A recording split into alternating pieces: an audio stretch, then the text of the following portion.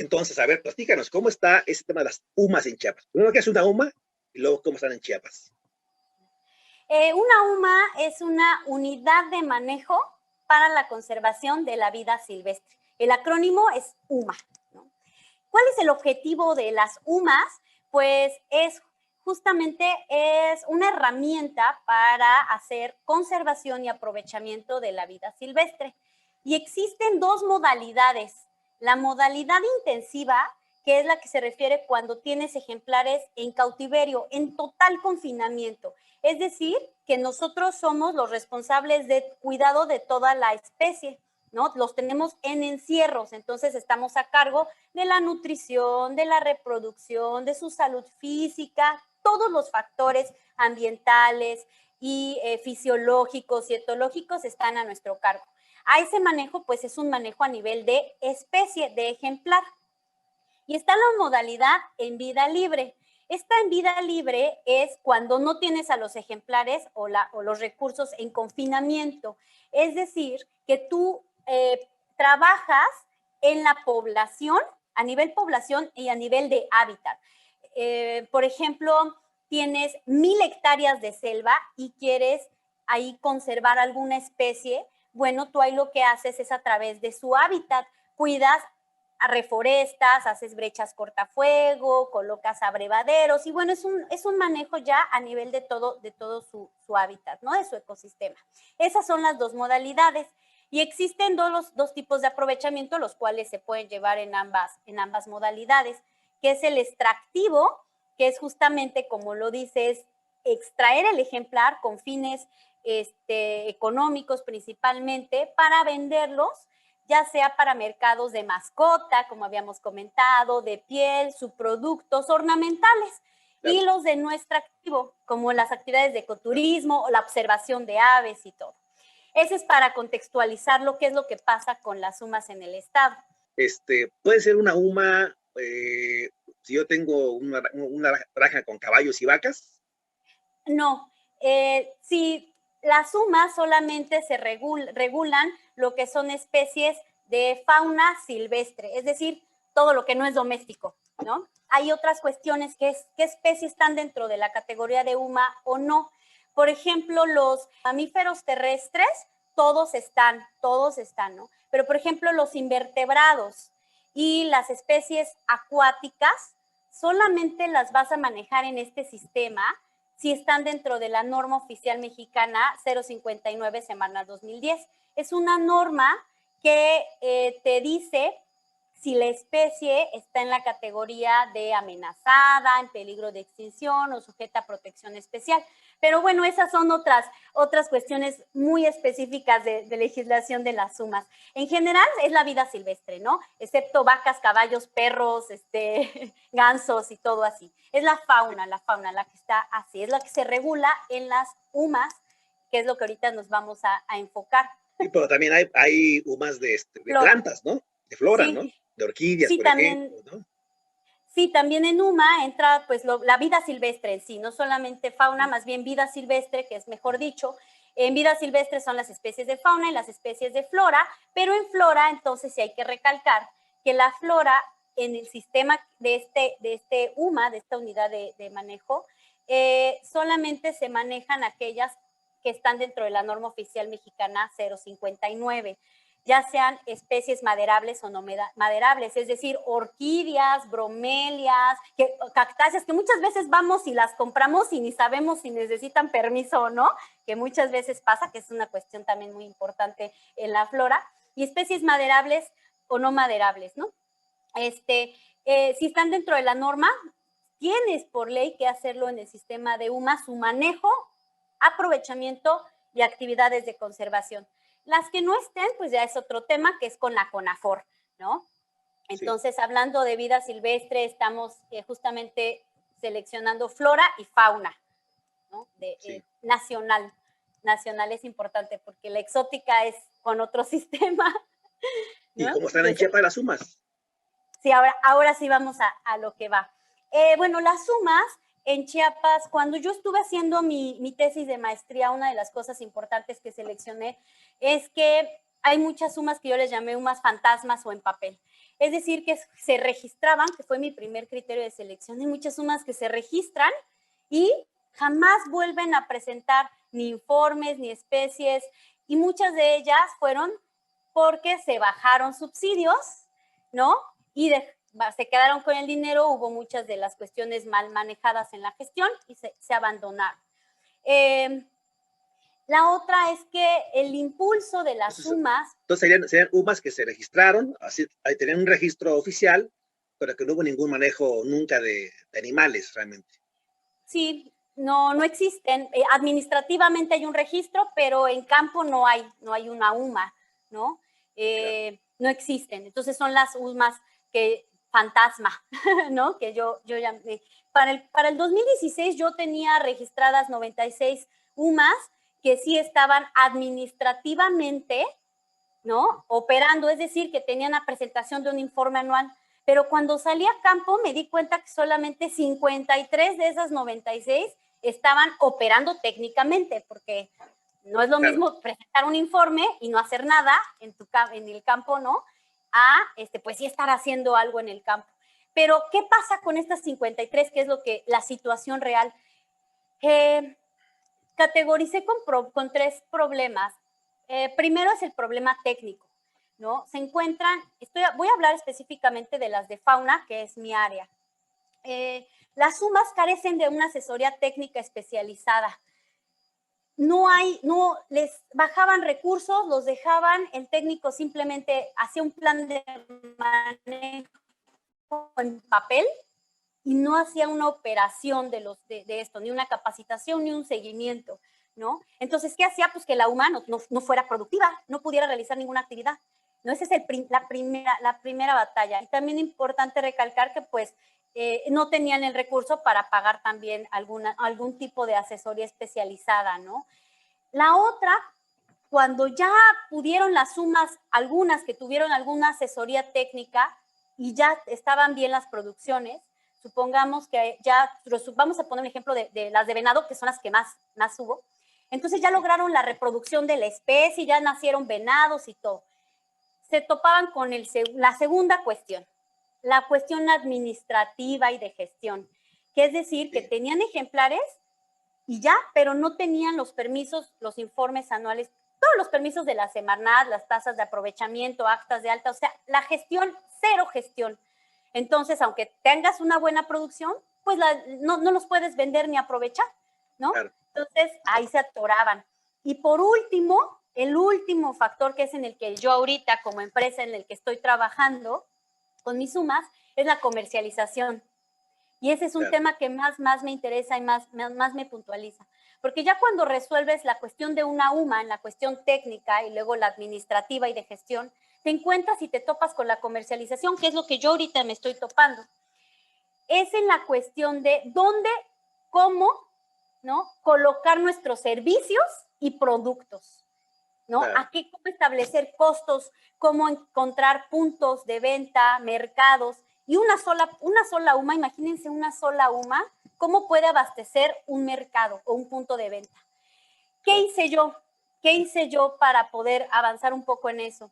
Afortunadamente, pues tengo varios grupos, ¿no? de personas y trabajamos en conjunto para que justamente nos hiciéramos alianzas con con otros, pues con otras empresas. Por ejemplo, para resolver esas dos cuestiones, nos aliamos con la agencia de viajes Albatross Tours and Travel y creamos el proyecto Raíces Verdes.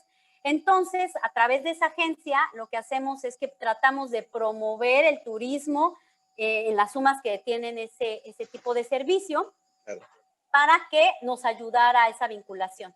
Y por último, pues estuvimos trabajando con restaurante, que se llama Restaurante Toños, que se ubica en San Fernando, como nuestro punto de venta. Una UMA solita no iba a poder abastecer un restaurante, ¿no?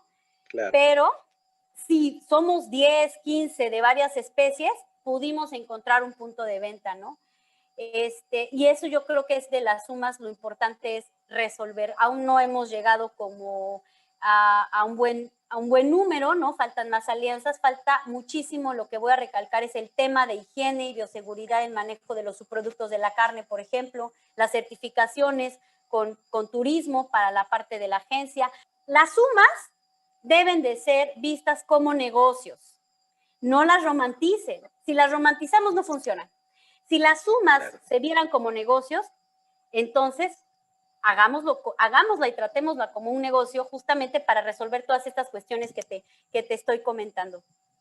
Pero además, Atenas, yo creo que por la especie que tenemos, entendemos que si es un negocio la UMA, entonces la conservación sí es viable. Si la UMA no es un negocio, la conservación simplemente no se da y se va al traste, de la especie que sea. Sí, así es. Es lo que, por eso yo digo que la conservación no se paga sola. Voy a dar un ejemplo.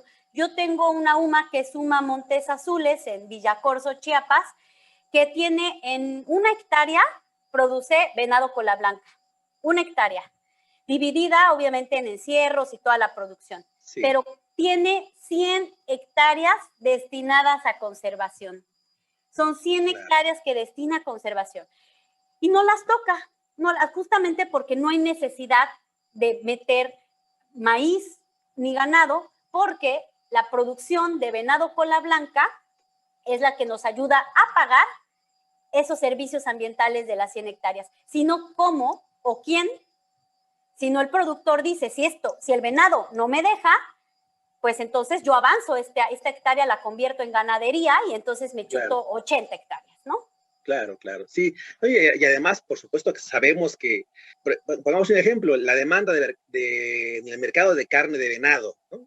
Sabemos que en Chiapas se consume y que la mayoría es ilegal actualmente, todavía, ¿no? Porque la gente se va al monte, se van a cazar, ¿no? De manera ilegal, y cazan al venado en el monte, ahí lo destazan, bajan con la carne. Si se los topa una patrulla, una Guardia Nacional, no sabe si esa carne de dónde viene ni de qué es, ¿no?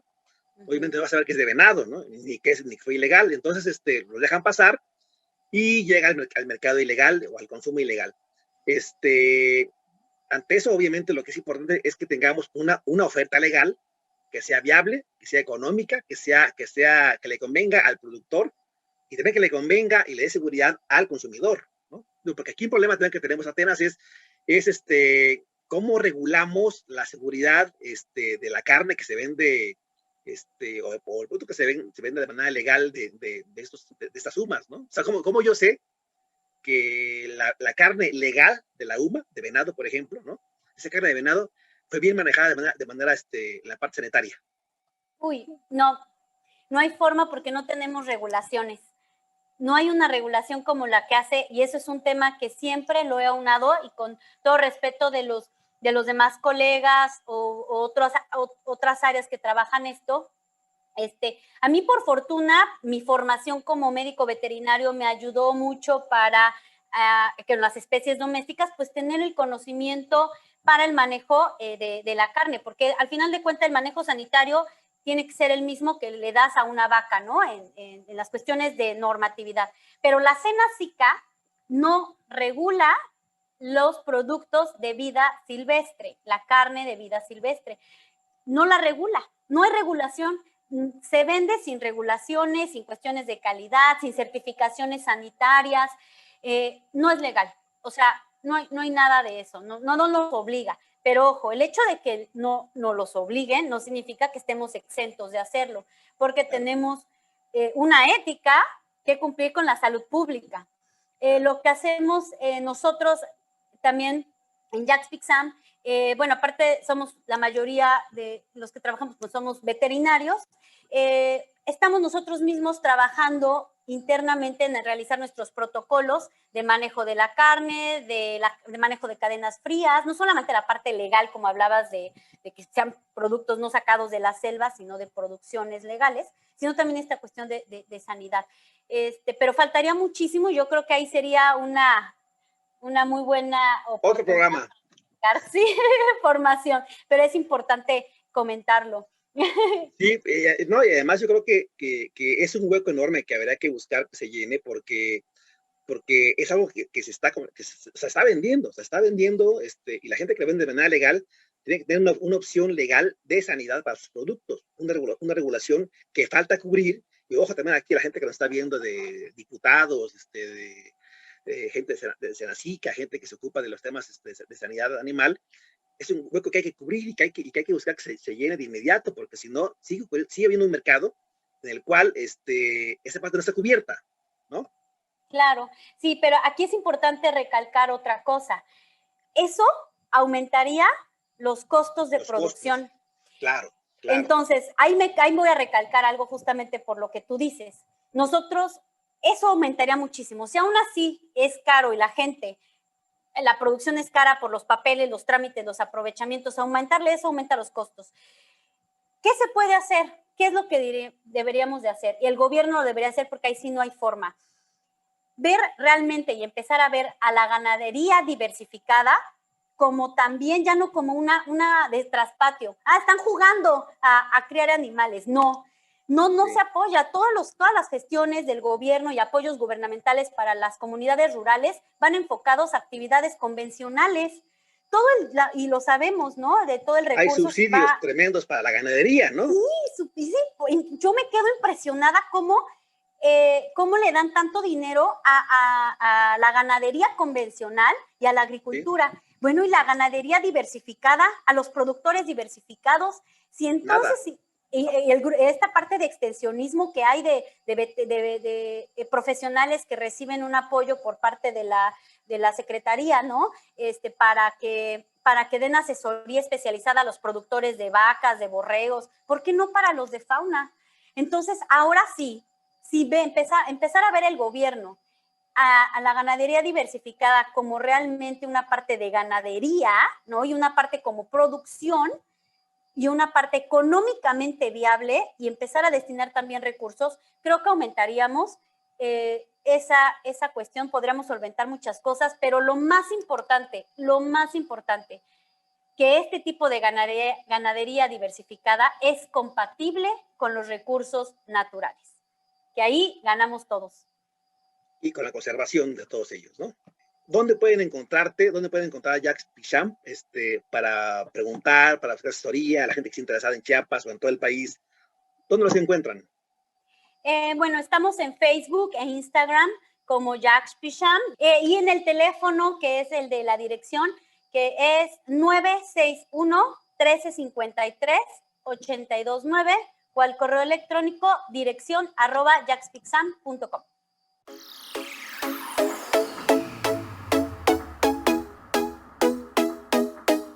Y bueno, amigos y amigas de Ecología Humana, hasta aquí el video de hoy. Muchas gracias.